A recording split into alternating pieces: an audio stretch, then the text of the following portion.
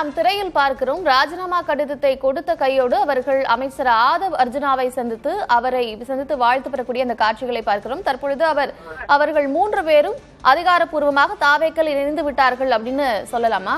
நிச்சயமாக நம்ம சொன்னது போன்று நடந்துவிட்டது.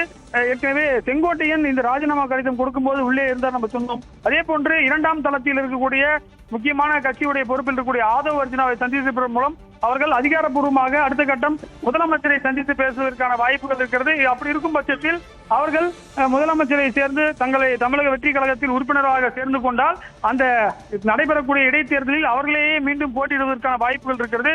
ஒருவேளை அவர்களுக்கு அந்த உறுதிமொழி கொடுக்கப்பட்டிருக்கலாம். நீங்கள் ராஜினாமா செய்தால் உங்களுடைய தொகுதியில் நீங்களே நிற்கலாம், விசில் சின்னத்தில் நிற்கலாம் என்ற ஒரு அவர்களுக்கு ஒரு உறுதி கொடுக்கப்பட்டிருக்கும் என்ற அடிப்படையில் தான் இது நடந்திருக்கிறதாக தெரிகிறது. எனவே வேலுமணி தரப்பில் இருக்கக்கூடிய எம்எல்ஏக்கள் எண்ணிக்கை 20 ஏற்கனவே காலையில் 2 எம்எல்ஏக்கள் போய் பார்த்து விட்டார்கள். குறிப்பாக அந்தியூர் எம்எல்ஏ போய் எடப்பாடியை பார்த்து விட்டார். தற்போது 3 எம்எல்ஏக்களும் ஆதவ் அர்ஜுனாவை சந்தித்திருப்பது மிகப்பெரிய ஒரு கேள்விக்குறி ஏற்பட்டிருக்கிறது.